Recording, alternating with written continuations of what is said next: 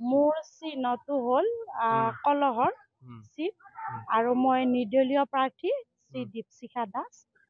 সেইটোৱে মোৰ পৰিচয়। হয়, আপুনি নিৰ্বাচনত জয়ী হলে আপোনাৰ কি সমস্যা, যেহেতু বহুতো সমস্যা আছে বৰডাঙাৰী পঞ্চায়তৰ অধীনত, কি সমস্যা আপুনি পূৰণ কৰাৰ চেষ্টা কৰিব? মই যিখন গাঁৱৰ পৰা মই মানে কি নিৰ্বাচন খেলিম, ধৰক 2 নম্বৰ ৱাৰ্ড বৰডাঙেৰীকুছিৰ পৰা, প্ৰথমে মই সেইখন গাঁৱৰে মানে কি সমস্যাবিলাক সমাধান কৰিবৰ কাৰণে চেষ্টা কৰিম। আৰু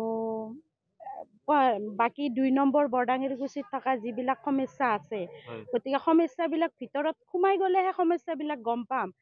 যে যিমান পাৰো মই সিমানখিনি চেষ্টা কৰিম। এইখিনি আৰু যোৱাবাৰো আপুনি নিৰ্বাচন খেলিছিলে, কিমান ভোটত 30টা ভোটত? হয় হয়, ৰাইজে আপোনাক আঁকোৱালি লৈছিল চাগে, কাৰণ মই 30টা ভোটত হৰোৱাটো একো ডাঙৰ কথা নহয় আৰু মোৰ কাৰণে। সেইটো আৰু এইবাৰো আপোনাক ৰাইজে আঁকোৱালি ল'ব বুলি আপুনি ভাবিছে? নিশ্চয় ভাবিছো মই, কাৰণ যিহেতু মই নিজে নিজৰ ৱাৰ্ডৰ পৰাই খেলিছো, গতিকে যিখিনি মানুহৰ মৰম দয়া বা যিখিনি আগ্ৰহ, মই বা ঘৰে ঘৰে যেনেকৈ মই নিৰ্বাচন মানে কি চলাই যাই আছো প্ৰস্তুতি, সকলোৱে মোক অতি মৰমেৰে আদৰেৰে গ্ৰহণ কৰিছে। সেই গতিকে মই নিশ্চয় জয়ী হ'ম বুলি মই নিজকে মনস্থ কৰিছো। অঞ্চলটোৰ লোকসকলক আপুনি কি আহ্বান জনাব?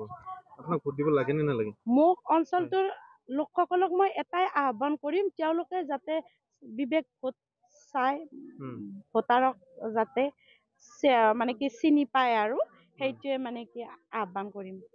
পূৰ্বতে আপোনাৰ স্বামী হেমন্ত ডেকাইও নিৰ্বাচন? হয়, পূৰ্বতে মোৰ স্বামী হেমন্ত ডেকাইও নিৰ্দলীয় প্ৰাৰ্থীত বিপুল ভোটত জয়ী হৈছিল, আৰু তেওঁৰ কাৰ্যকালবিলাক খুব ধুনীয়া সুচাৰুৰূপে পালন হৈছে। গতিকে মই ভাবিছিলো যোৱাবেলি জয়ী হলে নিশ্চয় মই উন্নয়নৰ কাম কৰিম, কাৰণ তেওঁৰ আধৰুৱা কামবিলাক মই কৰিম বুলি ভাবিছিলো, কিন্তু এইখিনি মোৰ ভবাটো নহল।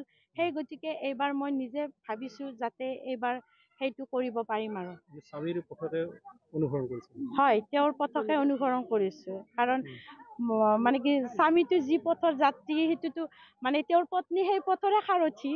সেইটোৱে আৰু প্ৰতি ঘৰে ঘৰে নিৰ্বাচন? হয় হয়, নিৰ্বাচন প্ৰতি মানুহৰ ঘৰে ঘৰে কৰিছো। গতিকে সেই ঘৰে ঘৰে যিসকল মানুহৰ ঘৰত গৈছো, ভোটাৰক লগ কৰিছো, তেওঁলোকে মোক বহুত মৰমেৰে আগ্ৰহ কৰিছে, কাৰণ মোক সৰুৰে পৰা তেওঁলোকে চিনি পায়। মোক সৰুৰে পৰা এটাই চিনি পায়, মই মানে সাহসী ছোৱালী বুলি চবেই জানে। মোৰ প্ৰতিদ্বন্দ্বিতা হিচাপে 3 গৰাকী প্ৰাৰ্থী আছে, আপোনাৰ ল'ৰা 2জন আৰু মই। 3জনৰ ভিতৰত মই তেনেকে ফেক্টৰ বুলি ভবা নাই। যেনেকে মই নিজে ঘৰে ঘৰে নিৰ্বাচন প্ৰচাৰ যিটো চলাই আছো, কিন্তু কোনেও তেওঁলোকৰ বিপক্ষে মানে কি ফেক্টৰটো লোৱা নাই। এটাই চবৰ পৰা অনুৰোধ কৰিছো, বাইদেউ আপোনাক দাদাৰ দৰে আমি জিকাটো আমাৰ কৰ্তব্য। হয়, মই একমাত্ৰ মহিলা প্ৰাৰ্থী, গতিকে মহিলাখিনিয়ে মোক খুব মৰমেৰে আঁকোৱালি লৈছে, গতিকে সেইটো সাহসত মই আছো।